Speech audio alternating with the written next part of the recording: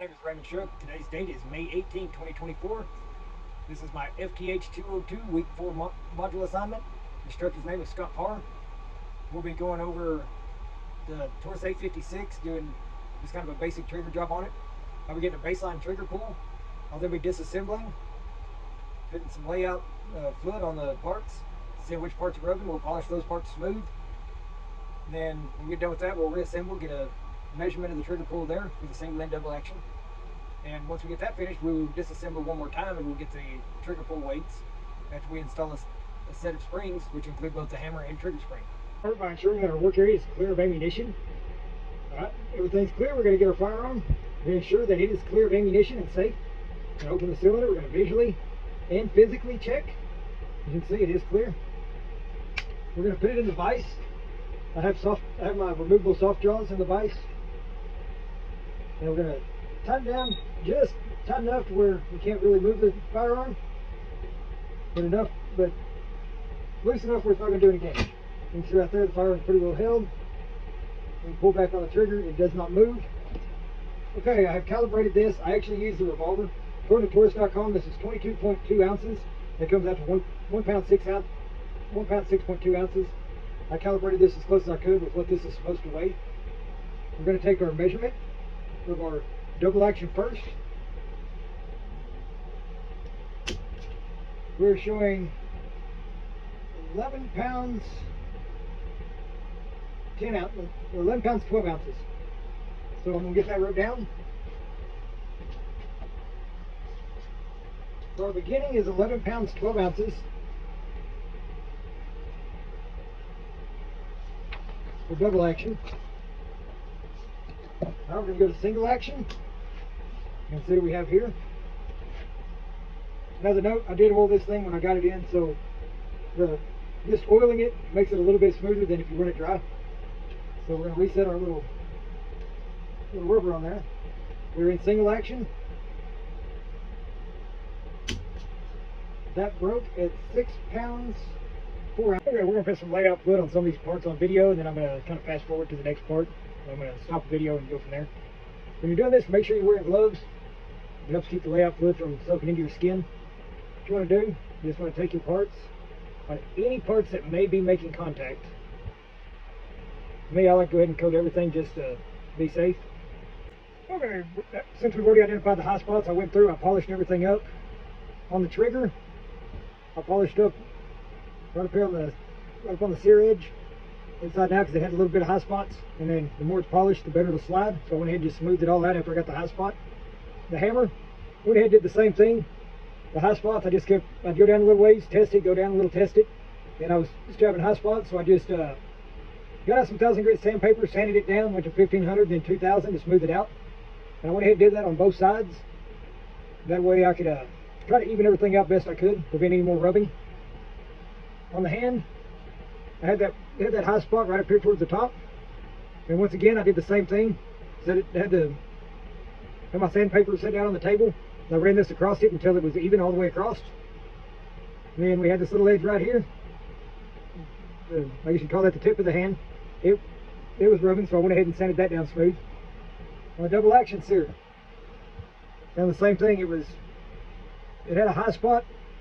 I tried getting rid of that high spot, and it just kept showing more and more, so I ended up just sanding that down all the way smooth until it was all even. You can see there's a couple of little spots in there that didn't even out. Those are a little bit deeper than the rest, so I didn't want to go too far and remove too much metal. And on the frame, there really wasn't much. I mean, you can see where the parts were rubbing on it, but it's the parts that I sanded down that were rubbing. So by doing that, we got rid of all those parts. And I've already put the firing pin back in and the couple other pieces. But I'm going to go back. I'm going to put this all back together, and I'll be back with you. Okay, we've got the revolver back together. I'm going to do a function check, explain how this thing feels after getting everything polished. Once again, we're going to check visually, physically, and there's no ammo on the table. I polished up quite a few parts, even a couple parts that I didn't mention in the lecture. The single action, the hammer pulls back smoother. Trigger has a lot smoother pull. Double action, a lot smoother. It did have a catch, like right about here. It would catch before. Now that catch is gone. It's just real smooth. we're going to do a trigger weight now that we got this done and see what we got. Okay, we're going to do a trigger weight. I've got it secured in the vise. It is empty.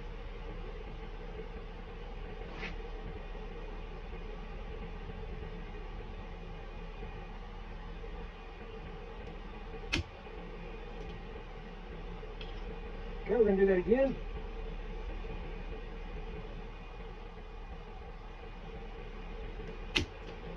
We are showing 11 pounds 8 ounces, which is only a 4-ounce difference on double action. Check single action. Reset it.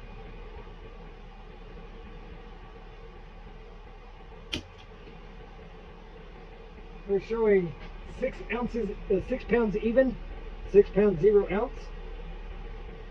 So a total difference of 4 ounces on both. 4 ounces on both of those. Okay, on the polishing, to make things more smooth, I could have sat there and sanded down a little bit more. Spent a little bit more time fine-tuning everything. Having a jig would have really made it a lot easier, because I could have really got in and fine-tuned some of the edges without taking a chance of getting rid of the angles that it has. But I'll be right back after we get done with the springs, and we'll see what we got. Okay, we now have the springs changed out. I've got the 2 old ones right here. I've got the new ones already put in, got the gun reassembled. We're going to ensure it's empty. Visually, physically, ensure it's empty. Workspace clear of ammo. First off, double action pull, extremely smooth, feels great. Single action.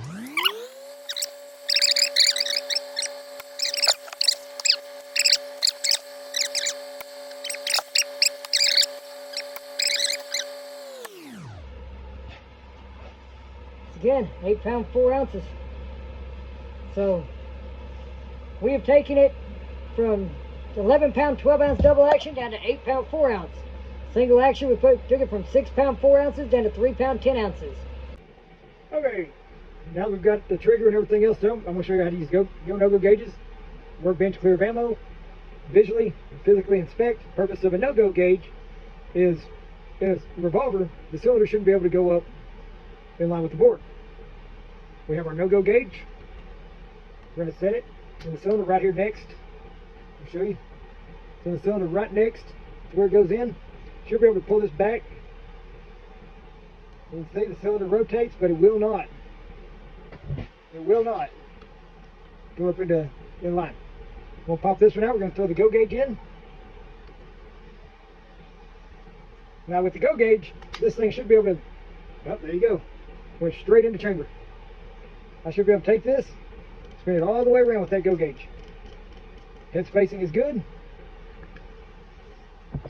Alright, there you go. That's the no-go gauge on a revolver.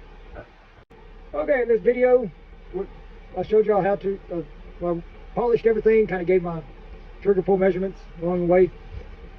Eventually I'm going to do a longer video showing the entire process, but I also changed out the springs. Before everything, it was 11 pound 12 ounces on the double action, dropped it down to 8 pound 4 ounces. That's a 3 pound 8 ounce difference. We had a 6 pound 4 ounce single action before we started. When we finished, it was 3 pounds 10 ounces. That is a 3 pound 10 ounce difference, or 2 pound 10 ounce difference, which is a major difference. Everything runs a lot smoother. Got rid of any birds that were catching any high spots. And I guess that would be it for right now. It's functioning way better than it did when I first received it. Thank y'all. Have a good day.